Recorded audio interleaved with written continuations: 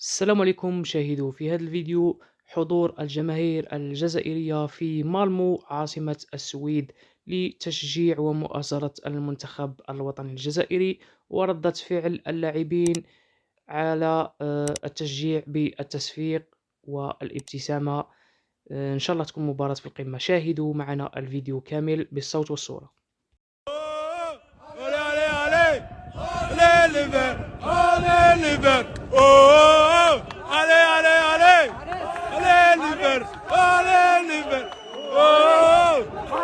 Riyad! رياض رياض! رياض رياض رياض. Oh Bilal! يذكر أن المباراة ستكون غدا السبت على الساعة 8:30 بتوقيت الجزائر. مباراة في القمة بين الجزائر والسويد. بالتوفيق للمنتخب الجزائري. سلام.